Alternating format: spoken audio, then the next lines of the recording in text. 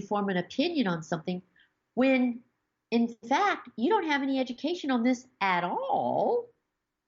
I mean, you're here getting an education on my channel, and you're obviously learning things. So why would you counteract or refute something when you don't have any way to cite anything valid?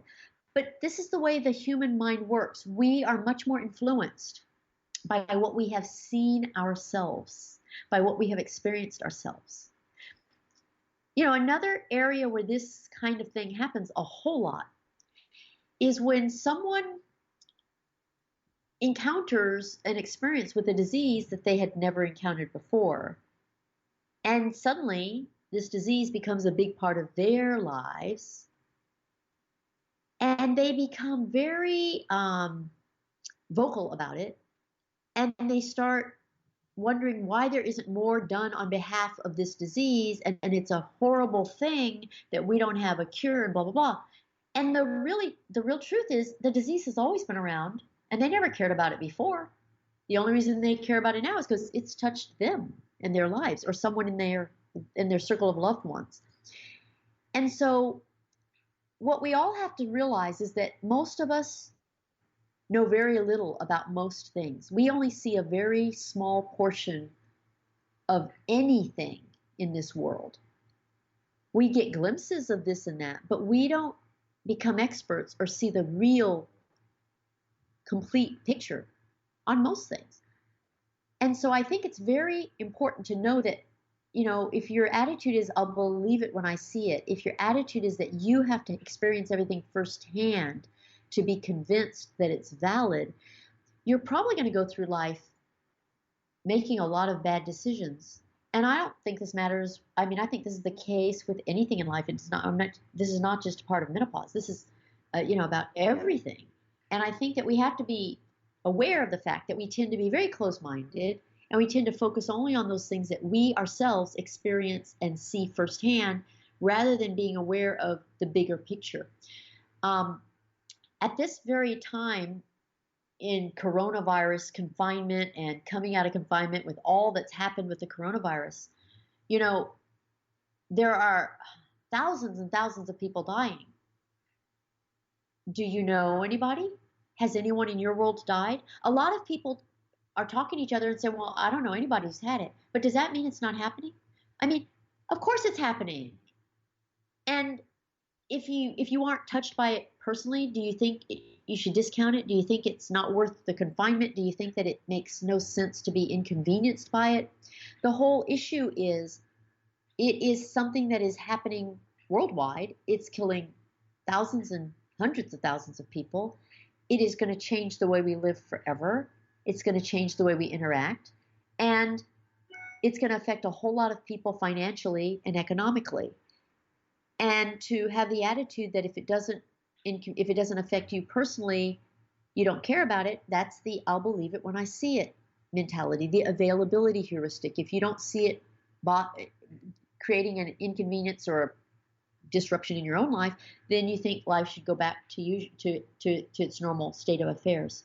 Give this some thought, because I think the state of affairs that we're all in right now, or have been in recently, I mean, everyone's got a different timeline on where they are in this process of dealing with the coronavirus.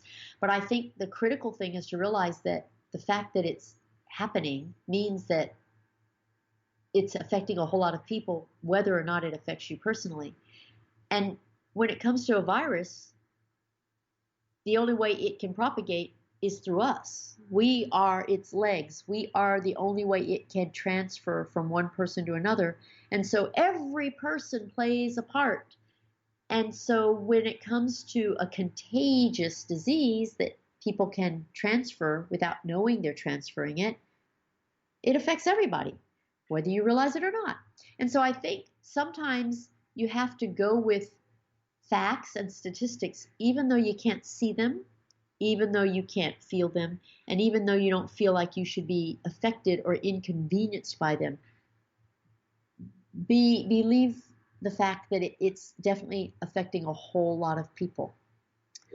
This menopause education touches on many, many things that are parts of life as well as menopause. A lot of what I teach is health more than it is just menopause. The interesting thing is I have men who watch my YouTube channels, men who listen to my podcasts, men who are getting this education with their wives, girlfriends, or loved ones. And I have many, many young people, young 18, 19-year-old people who watch these videos and listen to my podcasts. And it's a wonderful thing because my whole goal is to make sure people learn about menopause early so they know what's going on and can make the rest of their lives the best of their lives. And there's not a single person on planet Earth who doesn't have a menopausal woman in his or her life. That is how numerous we are. We are everywhere. We are the fastest growing sector of society. It's going to continue that way. And I think it's really, really important to make sure that you respect the fact that menopausal women are a huge part of the population, and that the situation for menopausal women goes far beyond menopause itself. So I know this podcast wasn't specifically about anything directly related to menopause, except for my examples. But I think the bigger principle is a psychological one, the availability heuristic.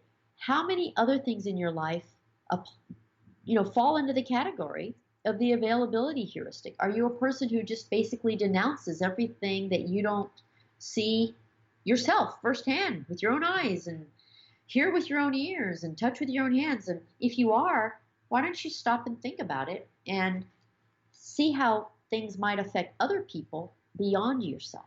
Because I think that's kind of what the lesson of the coronavirus is. And I think it's a lesson that affects many aspects of our lives.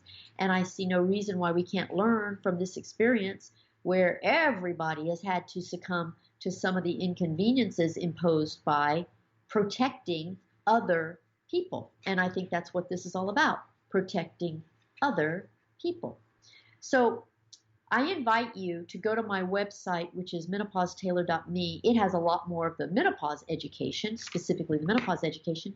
And you can get my book, you can read articles, you can get my DVDs, which are the whole education all at once, 14 hours. Or you can get my webinars, which are the whole education all at once, 14 hours, 15 of them.